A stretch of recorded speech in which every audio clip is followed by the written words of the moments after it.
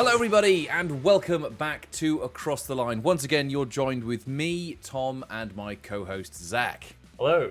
And we are going to be talking about the 2024 Saudi Arabian Grand Prix. This is our Grand Prix race review podcast, show, whatever you want to call it. Zack, we'll start off with you. What did you think of the race? Thumbs down. Not great. Yeah. Thumbs down. The most exciting part of the race was really the non-point scorers. Early-ish safety car made it a little exciting. Could have done with another one, somewhere in there just to add a bit of jeopardy and to see how some of the strategies from the riskier drivers played out. But I just think overall it was a pretty uneventful weekend. Perez getting a penalty, it meaning nothing because so far in front. Not incredible. It wasn't as eventful as previous races have been in Jeddah. I was hoping for more, as I think we all were. But it did have some positives, did have some negatives. So we'll start off how we usually do with our race highlights. So these are our high points from the Grand Prix that we thought are worth pointing out and talking about and discussing. And I want to start off with the obvious one because we filmed our predictions podcast, I think the day before Carlos went into surgery and they announced the fantastic 18-year-old Oliver Bearman to replace him. And my God, was that a nice surprise. That, I think, to me, was the highlight of the weekend, personally. I don't know about you. Yeah, no, I was glued to that at the end with Norris and Hamilton kind of chasing down the road at him and just kind of hoping that he clings onto that. I like Norris. I want Norris to do well, but in that situation, you're rooting for that sort of underdog story of the little guy. So I think that was the highlight of the weekend was that wonderful story. But thankfully, Carlos is okay. I think he's going to be back in the car for Australia in a few weeks' time. How ridiculous was it though that he was in the paddock the day after his appendix had been removed and he was watching the race? Did you see the shot of him sort of rolling up, gingerly moving? He sort of hobbled in. Did he a proper limp? Yeah, I couldn't have done that. I'd have had that mentality. F1 drivers built differently. Yes, so Ollie Bearman, big positivity. Loved that for the weekend. Some other things I want to note. You mentioned Norris. We were rooting for Norris. He had a good race, I think. It was... I've got written down when we do the run through of the teams. I think strategy was a slight issue for him. Not that it was necessarily bad, but I think they were hoping for a second safety car. But no, Norris led the race briefly, so Max couldn't get the Grand Slam. Terrible shame. But he had some good racing as well. He kept Charles behind. He was. I know he was on mediums versus hards, but those mediums, even when they were wearing, he kept Charles behind. I also like the Piastri-Hamilton battle was also very, very good. Similar situation, one on old mediums versus fresh hards. But both of those, I think the two drivers on the mediums, Lewis and Lando, drove exceptionally well to actually keep them behind up into the point where they absolutely had to finally pit because they were just losing time on those tires. It was a risky strategy, and in another race that could quite easily have paid off for him because it is Jeddah. You almost expect there's going to be another accident. There's going to I be don't blame them for else. that strategy. I think keeping them out it would have been pointless had they just pitted them at the same time as the other drivers. If Lando boxed behind Oscar and Lewis behind George, I don't think it would have made much sense. It's good to have an offset of strategy. All right, it didn't play out to their advantage as such. But, Daniel spun at the end. That could have been a safety car, There were moments where you thought maybe the battle for P11, P12, 5 cars constantly going at it. There were numerous opportunities for there to have been another safety car, but unfortunately it didn't play out to Lando's favor. They've got to take those risks. They've got to if you're McLaren and you're wanting a podium, the field is stacked this year. Same for Mercedes. You've got to gamble on things like that, and the only way you're really gonna need luck on your side, and little bit of luck there, and they either of Lewis or Lando are there to capitalize. They could have gone onto the softs and just And flown both to of the those end. drivers would have been more than capable to have fought for a podium. Then had they been able to have hold the place that they were. Yeah, in.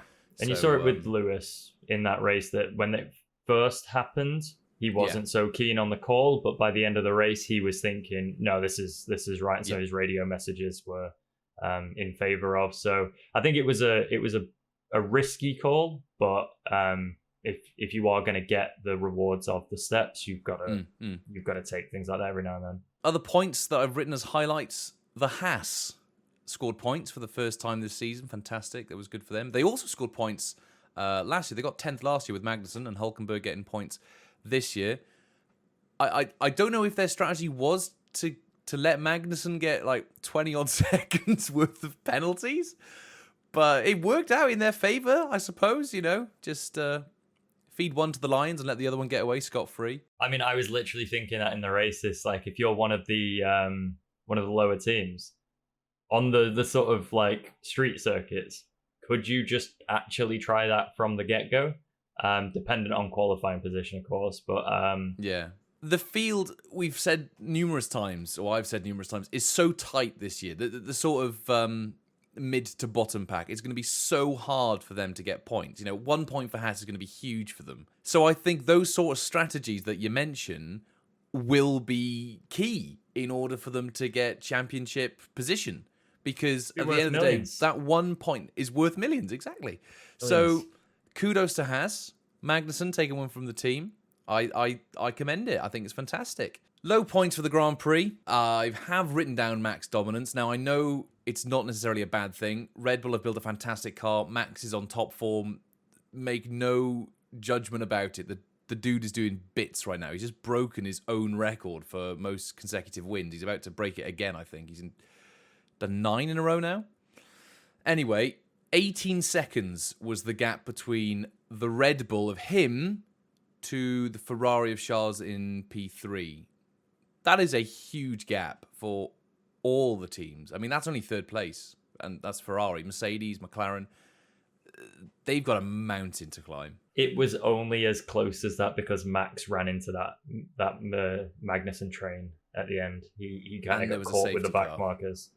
But yeah, it was only as long as that, I think, because Perez was gaining on Max at the end and had that down to about 7-8 seconds. Yeah, I think it was but much. it was just because Max got caught by the traffic. So 18 seconds is being generous, I think, at the moment, because I think Max got slowed at the end. You saw Checo catch on before the 5-second penalty, taking it to the 13-second gap. But I struggle to see how teams are going to close this gap at all. Mercedes, I put their performance down as a low point. I was disappointed to see their race pace not being as quick as I anticipated, and I think yourself anticipated it to be pretty quick as well.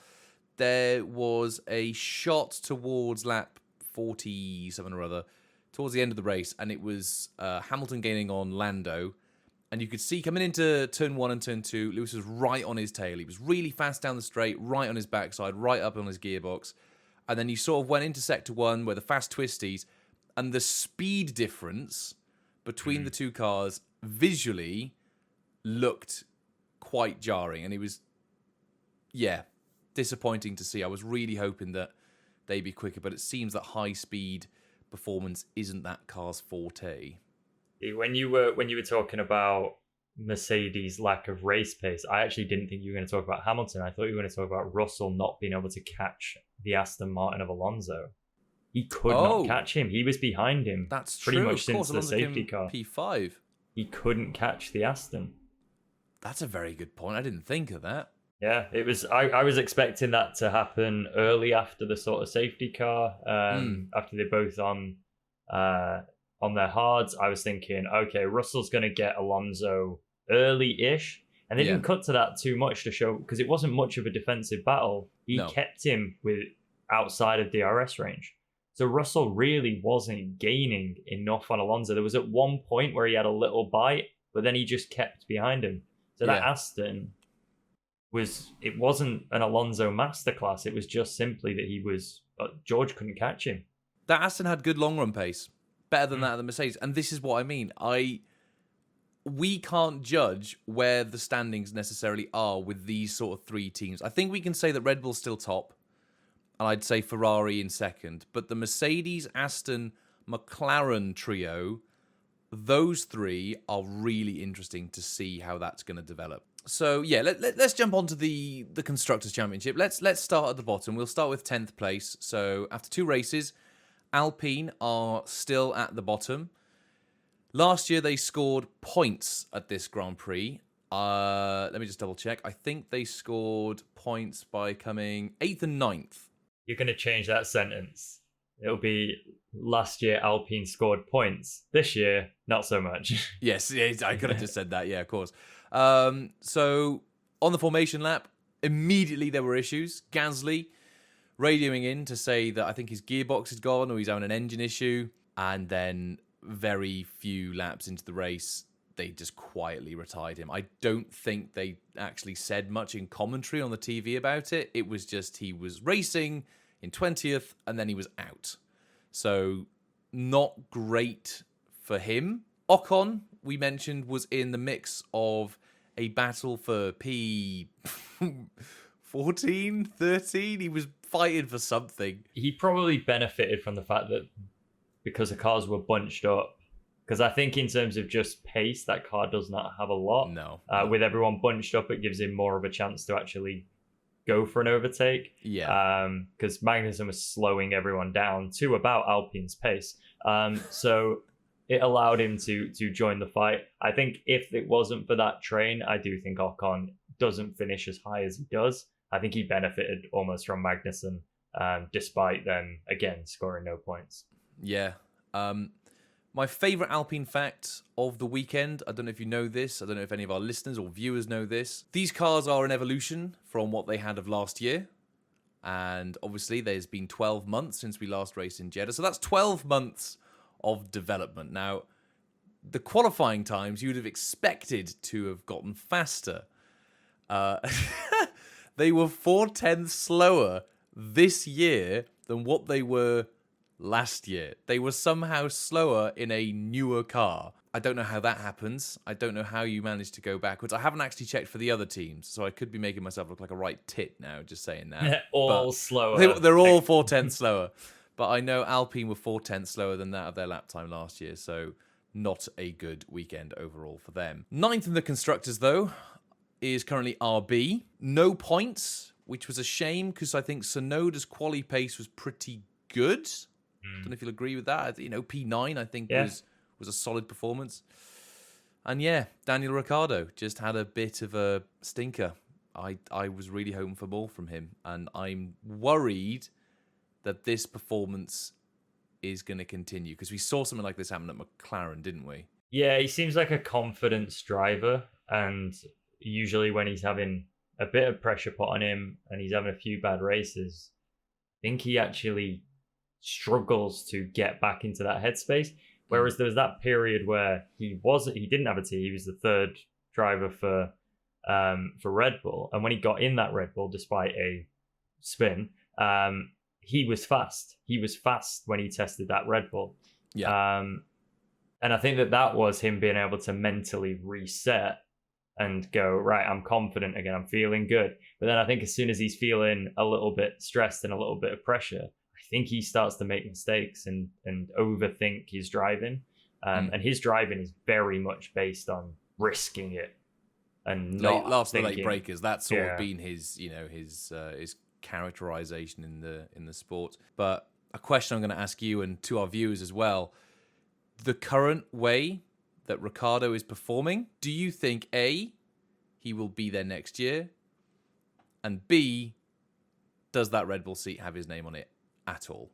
I'll start with B first, and right now, no. He's not doing enough, and at the same time, Checo's doing exactly what Checo needs to do. He's gotten P2, and that's what they want.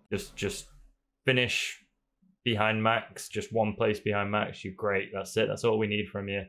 They don't need to replace Checo. It's not as long as the only reason to replace Checo is if he was underperforming massively, and he's not. He's doing what he needs to do. Mm-hmm. Doesn't matter if he's 20-30 seconds behind Max as long as he is second. Yep. To answer A, he needs to improve. He does Yeah. need to improve. He's more than a driver in terms of marketing. He is valuable to a brand. So I don't think they do away with him in a mid-season at any. Like, I just think he's worth too much. I do think he needs to improve, but I don't think just him needs to improve. I think the team needs to The car improve is not that where car. we thought it would be. Yeah. Yeah, it's not that quick. It doesn't seem like it's built to actually get into that sort of top 10. They bigged up this RB. I don't know if we hyped it up as like not just ourselves, but like a lot of the F1 fan base who were sort of following this. They really seemed to big up that this RB was going to be a car made up from the RB19's parts bin and an evolution of that. But what I'm seeing here does not hold any correlation to Red Bull's car last year. No. It's only gone into Q3 once. Granted, it's the second race of the season. We still have other tracks and types of circuits to get a proper judgment of these cars. But so far, no bueno. Yeah, Zach Brown doesn't give a shit anymore about this issue. Like, Zach No. Brown has just gone, well, I don't even need to chase this up or follow it up. This was a topic of debate amongst the team principals at the start of the season. It was like, how dare they take these parts? They're going to be really competitive. They're going to be beating us. Yeah, Nope. and nothing. And so I don't think only Ricciardo needs to improve. I think if that car, as long as Yuki's not scoring points as well, I think that actually helps Ricciardo. If Yuki starts putting points on the board, then the pressure starts to land on Ricciardo as to why aren't you doing that? Yeah. But right now, as long as that, Yuki's also not scoring points, I think it shows that the car also isn't performing. Yeah. It's not just Daniel. 8th in the Constructors' Championship. Let's move on to 8th. Kick Sauber Stake F1 team, whatever they're called. I've just written bland weekend because it was just so bleh. They were there. They turned up. Joe had a pretty nasty crash in, I think, free practice 3. And yeah, they went on to score no points. I think they finished last in the race. They got a 1-2 at the back of the pack. Yeah, I've got nothing much to say about them. I think I said this about them last year. I thought that they were the most boring team on the grid, just in terms of the fact that they never had a whole lot of battling or racing. They just seemed to be there. They may not have always been at the very back, but they were never in an exciting position. I was going to say, do you think the reason for this performance now is that the team is in somewhat of a limbo whilst they just wait for the Audi transition? I do. It was an awful pit stop again and back of the grid. Yeah, not good. Underwhelming, bland weekend. I don't think there's much more to say on Sauber. And I don't think there's much really to say about our next team. 7th in the Constructors. Still no points, unfortunately. Williams. Logan had a fairly mundane weekend. Albon, much the same. He had a few good overtakes. He was in the battle. I really don't know what else to say about them. They had a fine weekend. No points scored.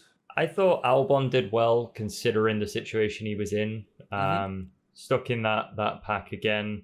He got through the pack, never got past Magnussen, but got through everyone to be directly behind Magnussen, who, let's not forget, crashed into Albon earlier in that race and caused the damage to him. So, I don't think Albon would be too concerned. I think they look like out of those teams that were locked in that, the one that could have possibly got out of it. Yeah. And he was with damage. So I wouldn't judge the team so harshly on this weekend because it was a rare set of circumstances that they were racing under. No, I think that's fair. I think we'll see how they perform in Australia in a few weeks' time because was it a year ago or 2 years ago where they had that masterclass strategy of just leaving him on the tyres for as long as possible, pit him on the last lap, and then he just scored a point. So yeah, we'll see. Maybe Williams can score points in Australia in 2 weeks' time. 6th place in the Constructors with 1 point is Haas. With I've written Magnussen, but I think my Microsoft Office has autocorrected his name to Magnesium. Magnussen got all the penalties. 20-second penalties, which I thought was bizarre because I didn't think what he did warranted a 10-second penalty. I thought it was The new rules. yeah, which was news to me. However, those penalties did give Hulk the opportunity to go on and score that crucial 1 point, bumping them now up to 6th in the constructors. I like that new rule. There was too many times last year where 5 seconds just didn't feel like a punishment. At a certain point, they just went, well, he can't score points. It's impossible for him to score points. Yeah. Let's sacrifice him. It was a brilliant play. I think I have Haas down as my winners of the weekend. I think they got more coverage this weekend than any other car on track because of Magnussen. And you think of the fact that Red Bull have built this fantastic car. They are so far ahead of the field, and all the screen time. This was something I was talking to my mates about when we were watching the race. Is that for a car that is so successful, so dominant, Max is doing amazing. He's barely getting any screen time. You never see him. No, you never see him. Which I'm not a football fan, so I imagine you'd be able to understand this a bit better than me. If a team does good in football, what's that blonde bloke that looks like he's been hit by a bus that plays for Manchester City? Erling Haaland. Him. He gets loads of screen time, no? Yeah. And because he's doing really good. And Max just doesn't get that. Instead, you get a Haas battling for a point. But they need it. It's good. It's good publicity. I think those sort of top 5 spots they're performing consistently and well this year. It's going to be so hard for the teams just outside of that to earn any points this year. It's vital. 1 point it'll make or break. And that's what matters. Yeah. That's what matters. For them, that's Kevin a good Magnesium. weekend. Kevin Magnesium. 5th in the constructors then, with 13 points now, is Aston Martin. I think they had a fine-ish weekend. I mean, it was a tale of two halves, really, wasn't it? Yeah. You had Alonso, who had a really good race, strong finish, P5. Stroll ended up in a wall. Where was he running just before the wall? Was it 9th? He was in the points. I'm pretty sure he was in the points. That 1 point for Haas that we just mentioned, had it not been for Stroll, who DNF'd, they probably wouldn't have got that. No, agreed. And that's the thing. I think it's going to be those moments. Top 5 teams are so far above the rest of the grid at this point, and they're consistent. They're not having failures. I think I think Aston have built a fine car. I think that there was not a lot of attention around Aston at the start of the year. And I know it's going to be mirrored against last season where they flew off and they got podiums at the start of the season. Yeah. But I think the other teams all improved and we saw that drop off with Aston. I think they built a fine car. I think that they won't be too disappointed. I don't know if you'll agree with me on this. The car that they've built is sort of what I expected the RB to somewhat be. Just in the points. But into Q3. Fifth place. Fifth place is great. Fifth place is great. 10 points? Yeah, finished above a Mercedes. Well, finished above both Mercedes. Finished above a McLaren. Finished above a Ferrari. Obviously, granted, that was driven by a junior. But I think that they've got a decent car there. I don't think they should be disappointed by the fact that they're not podium scoring like last year. But other teams have developed and caught up to sort of where they were last year.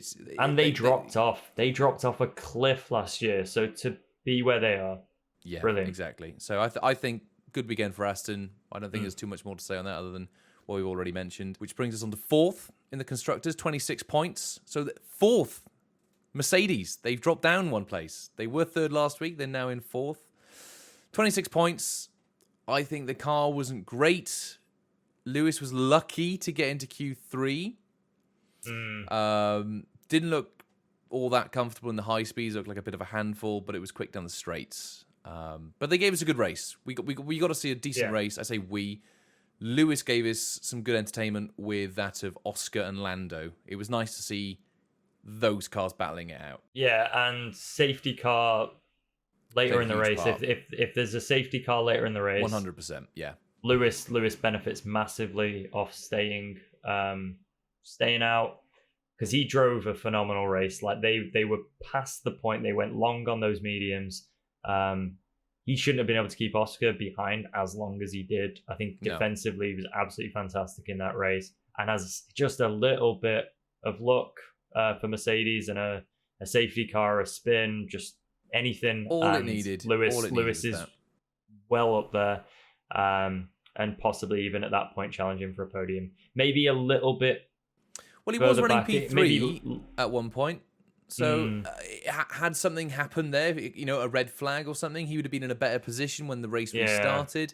So, red flags aren't uncommon at Jeddah. It's happened before. They sort of played the same strategy as, well, I say they, Lewis's side of the garage did the same strategy for him as they did for that of McLaren with Lando. And all it would have taken is just someone to have gone into a wall or safety car, debris on the track, whatever. Even a VSC would have made a difference. Yeah, I mean, so as I was watching that race and I was thinking back to our Saudi Arabia predictions video. Yeah. And you saying Lando third as your prediction. As that's happening, I'm thinking if there's a safety car now, I'd fancy Lando to get third in this race. I think he'd benefit from his strategy because he stayed up there. He stayed up in the top 3 for a fair bit. And I was hoping something would happen. Yeah, overall, an okay weekend for Mercedes. George didn't get much screen time at all. Something that I know you would have enjoyed is when Lando jumped the start. Who was the first person to call out Lando Norris? It was brown nose George Russell. Teacher. Yeah, putting his hands up. Miss, Lando jumped the start. That made me chuckle because of all the drivers. Of course, it was George. It was so abrupt as well. He just cut in instantly on the radio. Made me laugh. But no, George had a fine weekend, uneventful. He pitted under the safety car, went on the hards. I know he finished above Lewis, but I think in a way you'll be more disappointed because Lewis's position was based on the strategy. I think George would be disappointed the fact that he couldn't get past an Aston. If Lewis had the safety car, if that strategy had worked, I think, I reckon Lewis would have beaten George. Yeah, I think George will be more disappointed with his weekend than Lewis because Lewis wasn't as a result of his own. He was relying on the strategy. Yeah. So, and he raced well. I think he won't be disappointed with his race, Lewis. It was just on a risky strategy, didn't pay off. Fair enough. George, I think, will be frustrated with his weekend that he couldn't even close it into DRS range on an Aston Martin. And I know it's driven by Fernando, and I really rate Fernando, but that Mercedes, they will want to be fighting Ferrari, and they will be wanting to fight McLaren. Well, they won't want to be fighting the Aston. They won't want to be fighting the Aston. And at the end of the day, it's a consumer team for them. They have the same engine as what they make, and they're being outperformed by a customer team. So that brings us on nicely to third place in the Constructors. Only a 2 points difference between that of McLaren and Mercedes. 28 points for McLaren, 26 for Mercedes. Solid race, I think, for McLaren overall. Again, as we mentioned, a tale of two halves. Solid strategy. It was best to split them. Oscar, I think, had a fantastic race. Really good points. Lando was racing really well. He was gaining a little bit on Behrman at the end. Had a good battle with Lewis going on. Kept Max behind for a little bit. Yeah, first race leader this year that we've had that wasn't Max Verstappen. He led, I think, for a total of like 3 or 4 laps. But there was a little bit where they were together, and you're thinking like his race wasn't with Max, but he kept ahead. He kept Charles behind for a while, and I don't think he'd be disappointed. Again, it's similar to Lewis. I think that he won't be disappointed. It was on the strategy, not on the driver. Oscar will be fairly happy as well with his points. I think he'll be a bit frustrated that he could not get past Lewis, and I do think at a certain stage of that battle, he decided to save the tyres a little bit. Had Oscar overtaken Lewis, do you think he could have got third on the podium, or is that gap to that of the Ferrari just a bit too big? I think Lewis held him up, but I don't think he held him up so much that he was chasing down Charles. No, I don't think that there was really a chance of that. I think that McLaren's best chance of a podium was with Lando and with a second safety car allowing a free pit. So, second in the Constructors, 49 points. Very respectable. Ferrari.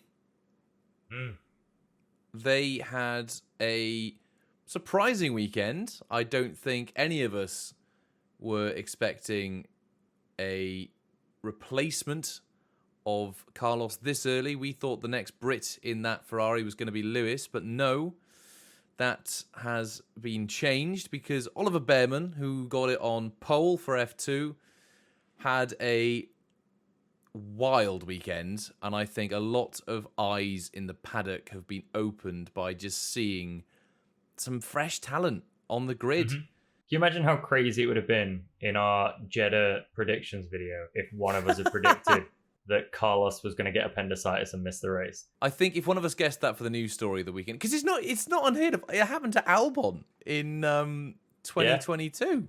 I'm going to try it later on in the season. I'm going to make a prediction that someone's going to get appendicitis. Max Verstappen's appendixes are going to explode. And he could just, like, halfway through the season, he could probably just take, like, a 3-week holiday. Because I know he complains about the grid, like, the the season's too long. Hey, maybe that's his plan. He could just be like, all right, I'm injured. Get Liam Lawson in for a bit. I'm gonna be injured over in Hawaii. Yeah. So Carlos, appendicitis. Ollie Behrman coming in. Yes, that's right. Was set to actually race He was P1 in F2. He was P1 in F2. He got pole position in F2 in the Prema. And yeah, he came in. He did an excellent job. He'll be happy the fact that he got a couple overtakes.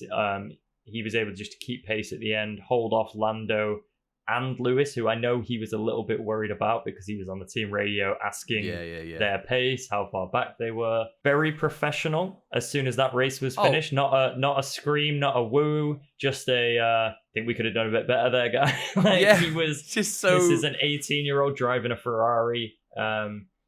No, he's got a career in F1 for sure. I really hope he does. He's the I think the Haas reserve driver as well. So who knows? Contract's expiring next year. Maybe if he can get 30 seconds worth of penalties in the Grand Prix, Haas will be like, right, we're replacing Magnussen with you. So no, fantastic weekend for Oliver Behrman. Really, really happy to see that fresh talent. I want more of it in the sport. Yeah, it took away from the fact that Charles had a really good race. Yeah, he got third.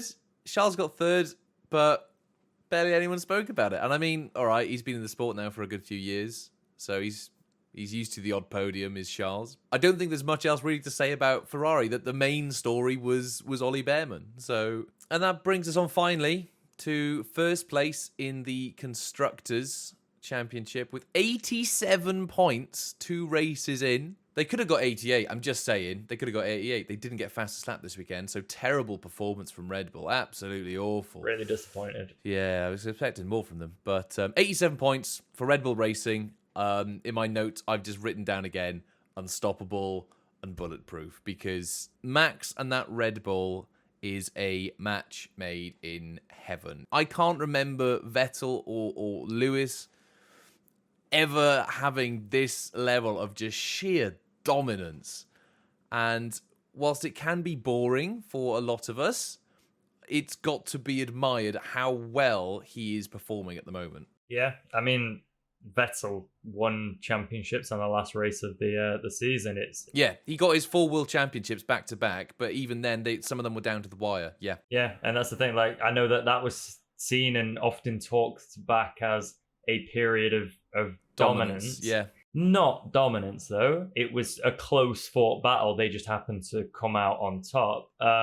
This right now, what we're seeing last season and what it looks to be this season is dominance. It's I think a stat that I saw was of the last 20 Grand Prix, he's won 19 of them because Carlos won in Singapore. It's genuinely bananas. Honest to God, I could see him winning every race this year. I can, and I don't think that's necessarily pessimism. It's just the realistic nature of how good that car is. Now, granted, there is the unpredictability of weather. Someone could crash into him and all that. But him, as a driver, I could easily see him doing that. Yeah, it needs to be down to... Yeah, it needs to be down to... It's other elements that will ruin it for him. Yeah, he needs to DNF, have an engine failure, something that, like, catch a bit of carbon... Or weather. It is like, because then strategy becomes a lot more exciting when it's, oh, we know there's a cloud coming over. Do we switch on inters? Yep. Do we put on wets? We saw that last season. This patch is, yeah, I love those kind of races because it's like you can see they don't really know on the pit wall, and then one person will take the gamble, and then all the teams go like the lap after if they get it right. And then there's Checo. We need to talk about Checo because there is 2 people at Red Bull, despite the fact that Max could probably carry the team on his own. Fine weekend. Didn't manage to get on the front row. I think I saw a stat the other day saying he's not been on the front row of the grid qualifying-wise since Miami of last year. And they were sort of making out a big deal about it. But at the end of the day, in my opinion, okay, he's not qualifying on the front row. He's finishing P2. That's what they want from him. It's a solid performance still. He's driving as good as he usually does. Well, better than he usually does, and doing exactly what he needs to. He needs to just consistently finish second. He needs to be the Bottas to Lewis during that Mercedes era. He needs to just back up Max and score points for the team. On Red Bull, the other thing is the behind the scenes there. Yes. I have seen a news story go out today that Horner will not survive to Australia. I saw that as well. It was on Twitter. I don't know. I won't believe it until I see it from an official source. Sky, BBC. Agreed. TV News. I do think there's something bubbling there more than what I actually expected. And I think that the main thing is going to come down to Max and Helmut. Okay, so let's move on then to our predictions. Because every week before the Grand Prix, Zack and I sit down without looking at any free practice sessions, any timesheets, anything. We go in completely blind and try to guess what we think is going to happen.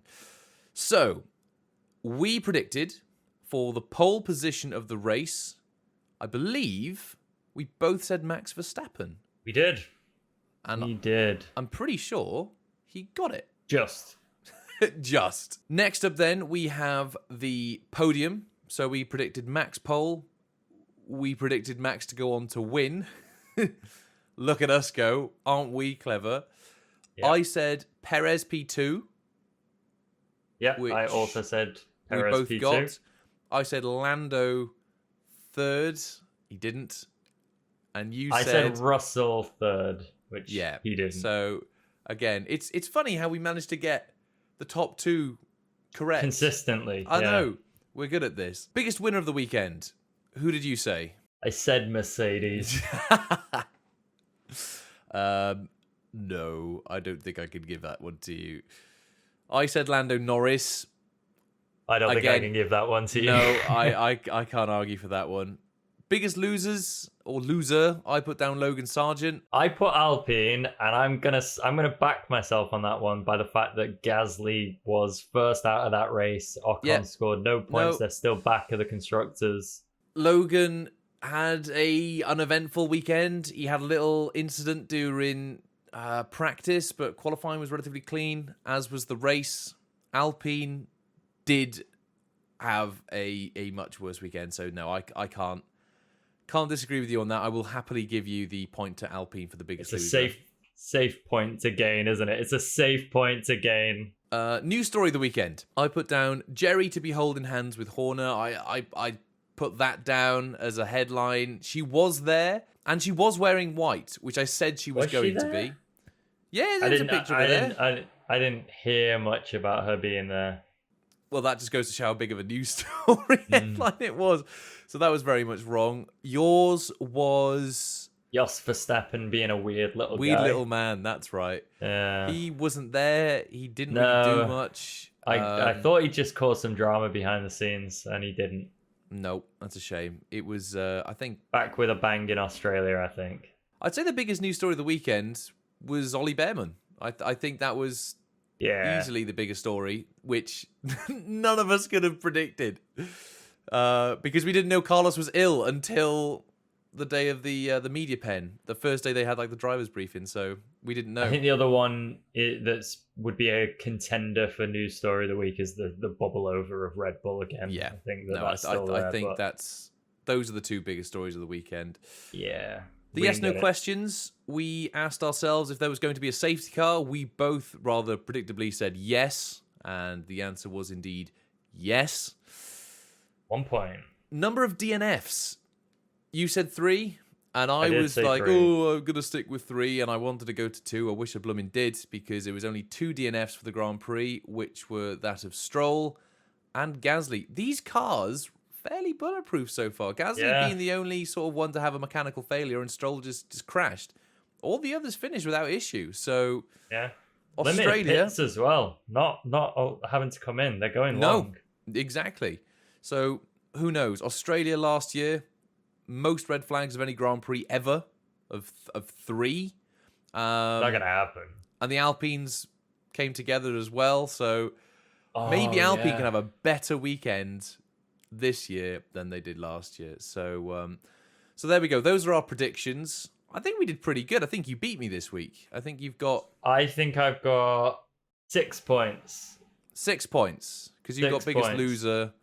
and I didn't. But apart from that, I think we're pretty even. Which brings me on to talk about the next race, which is in Australia in 2 weeks' time. Do we think it's going to be a good race? I know we asked that last week for Jeddah. Do we think Australia is going to be good? It's 2 weeks away, so we've got no information at all other than from what we've seen. You've asked me that question twice now. You asked me with Bahrain and Jeddah, is it going to be a good race? Both times I said yes, and they weren't. So I'm going to say no. It's boring race. It's going to suck. It's going to be so bad. It's going to be the worst race ever. In hopes of that I'm wrong again. Yeah. No, I'm liking your thinking. I'm liking your jinxing powers possibly coming out into play here. So there we go. Thank you very much for watching. Zach, any final words today? No. We will see you guys in the next episode. We have a bell for you to ring, click, subscribe. Right to an Xbox 360 party chat, load up Modern Warfare 2, and just hang out. Just hang out.